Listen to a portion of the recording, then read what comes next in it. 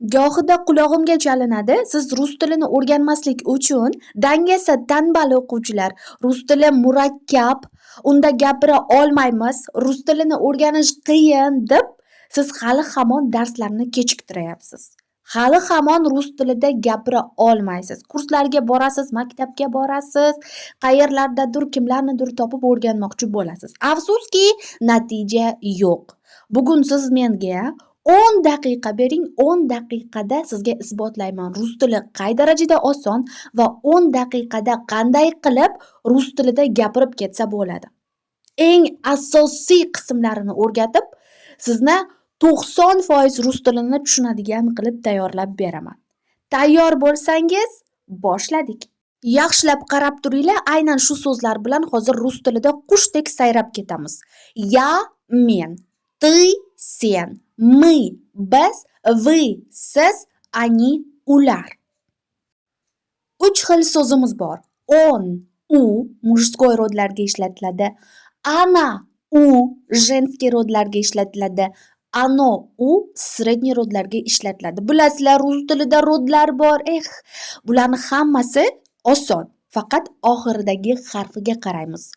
Oni oxirida undosh harf, ana oxirida a unli harf, ano o bilan tugadi.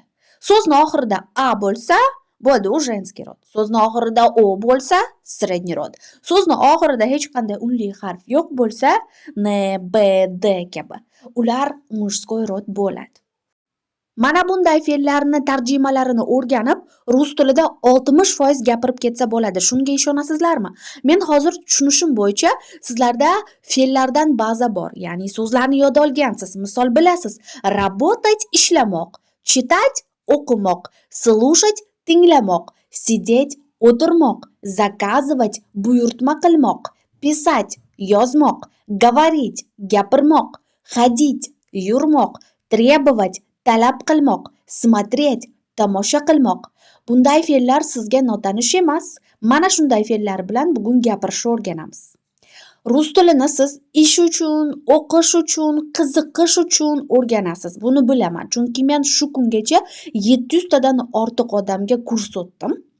Menga siz Telegramdan aloqaga chiqsangiz, sizga fe'llarni, otlarni, padejlarni hammasini oson tartibda 10-15 ta dars ichida o'rgatib beraman.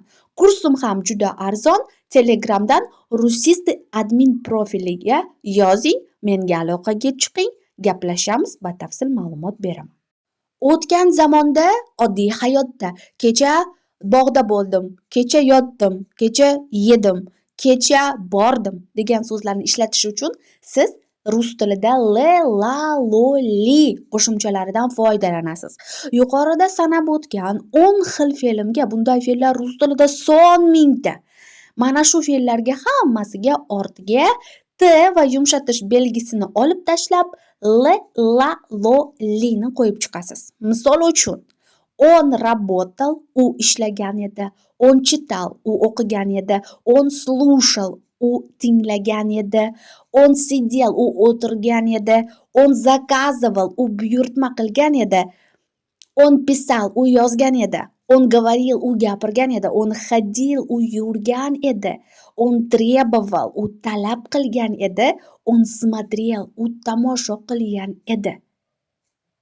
Agar e'tibor qilgan bo'lsangiz, bu yerda on so'zi bor. Nega? Chunki on bu erkak. Mujskoy rodlarga biz onni ishlatamiz va mujskoy rodlarga l olinadi. Женский rodlarga la. Средний rod anolarga lo oxiri o bilan tugadi, lo ham o bilan tugaydi. Li, ani bilan ishlatiladi. Keling, bularni yana batafsilroq o'rganamiz. Она работала, u ishlagan edi. Endi qiz bolaga, женский rodlarga. Она читала, u o'qigan edi. Yana ayol haqida gap ketyapti. Она слушала, u tinglagan edi, eshitgan edi. Она сидела, u o'tirgan edi. Tarjimalari bir xil, faqat rodlarda farq bor. Она заказывала, u buyurtma qilgan edi. Она писала, u yozgan edi. Она говорила, u gapirgan edi. Она ходила, u yurgan edi, qiz bola. Она требовала, u talab qilgan edi, o'sha ayol. Она смотрела, u ko'rgan, tomosha qilgan edi deb tarjima qilamiz. Они ular, они работали ular ishlagan edilar, они читали ular o'qigan edilar, они слушали ular tinglagan edilar, они сидели ular o'tirgan edilar, они заказывали ular nima qildi? Buyurtma qilgan edilar yokida buyurtma qildilar deb gapirsangiz ham bo'ladi. Они писали ular yozgan edilar, они говорили ular gapirgan edilar, они ходили ular yurgan edilar, они требовали ular talab qildilar, они смотрели ular tomosha qildilar. Mana shunaqa o'rtoqlar, siz l, la, lo, li qo'shimchalarini eslab qolib, rus tilida o'tgan zamonda gapirishni o'rganib oldingiz. Har qanday fe'l, 10 ta fe'l emas sizga ko'rsatgan, 1000 ta, 5000 ta, 10 000 ta hamma fe'lga shu la, lo, lilarni qo'shib rus tilida o'tgan zamonda gapirsa bo'ladi. Hozir endi kelasi zamon. Kelasi zamon degani, misol 1 soatdan keyin nima qilasiz? Ertaga nima qilasiz? Uni indiniga nima qilasiz? 1 haftadan keyin nima qilasiz? Shularni gaplashamiz. Buning uchun bizda eng sehrli magiический bitta so'z bor, быть. Я буду, ты будешь, он будет, мы будем, вы будете, они будут deb, ya'ni bizda быть so'zi o'zgarib ketadi. 6 xil, 7 xil shaklini eslab qolasiz, bo'ldi. Boshqa hech nima kelasi zamonda kerak emas. Я буду работать, men ishlayman kelajakda. Ты будешь читать, sen o'qiysan kelajakda. Он будет слушать, u tinglaydi kelajakda. Ko'ryapsizmi? Bunda o'sha ishlayman, o'qiyman, o'qiydi, o'tiradi, tinglaydi, buyurtma qiladi, buyurtma qilaman kabi narsalar bular kelajak uchun. Kelajakda gapirish uchun siz budu, будешь, будет, будем, будете, будут ni eslab qolib, faqat va faqat shundan foydalanasiz. Anavi fe'llarimiz bor-ku: работать, читать, слушать, сидеть, заказывать, писать, говорить, ходить, требовать, смотреть. Bu fe'llarimiz hech qanday endi le, la, lo, lilarni olmaydi. Bo'ldi, bular o'zgarmaydi. Shundoq anavi t mehkiznak bilan qolaveradi. Moq degan tushunchani ham anglatmay qoladi. Misol, работать ishlamoq, я буду работать, ishlayman. Chitать, я буду читать, o'qiyman kelajakda. Mana shunaqa bizda beriladi kelasi zamon. Ammo kelasi zamonimizni ham o'ziga yarasha qiyinchiligi bor. Ya'ni so'zlarda hamma so'zlar ham budu, будешь, budetlar bilan o'zgarmay qoladi. Shunday holatlarni men o'z kursimda, Telegramda o'rgataman. Menga aloqaga chiqinglar. Telegramda Rusisti admin profiliga yozsanglar, sizlarga fe'llarning shakllari, nima uchun bunday o'zgaradi, hammasini o'rgatib beraman. Oson ko'rinishda 1 oy ichida уже mutlaqo rus tilida gapiradigan bo'lasiz. Birinchi darsdanoq gapirtiraman sizlarni.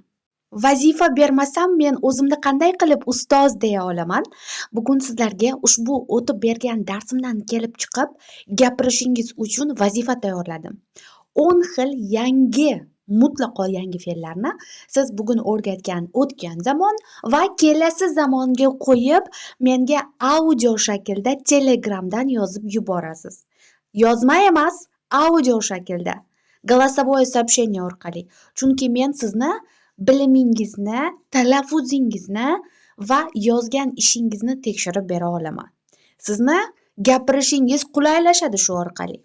Audio formatda Telegramda bu vazifani kutib qolaman sizlardan. YouTubedan srazu Telegramga o'tib menga yozinglar. Hamma narsa haqida batafsil ma'lumot olinglar. Misol, работать so'zi bor, o'tgan zamon. Работать-ni o'tgan zamonga qanday qo'yamiz? Le, la, lo, lidan foydalanib biz uni я работал, ты работала, он работал, она работала, мы работали, вы работали, они работали deb ishlatamiz. Я работал erkak kishi aytadi, я работала ayol aytadi. Ты работала deb ayolga qarab ты работала deb lani qo'shamiz. Agar erkakka qarab gapiradigan bo'lsak, ты работал deb gapiramiz. Kelasi zamonda-chi работать so'zi bizda o'zgarmay qoladi, faqat буду, будешь”larni olamiz. Ya'ni я буду работать, ты будешь работать, он будет работать, она будет работать, оно будет работать, мы будем работать, вы будете работать, они будут работать. Hamma so'zlarni любить so'zi bor u yerda. Yana boshqa so'zlar 10 ta so'zni har birini o'tgan zamon, kelasi zamon, o'tgan zamon, kelasi zamon qilib yozib menga Telegramdan yuboringlar. Telegram manzilimni mana Rusisti admin profilimni o'zim mana shu yerda qoldirdim. 1000 ta odam yozadimi, 10 ta odam yozadimi, 5 ta odam yozadimi, har biri insonni tekshirib, голосовой сообщениесini ko'rib beraman.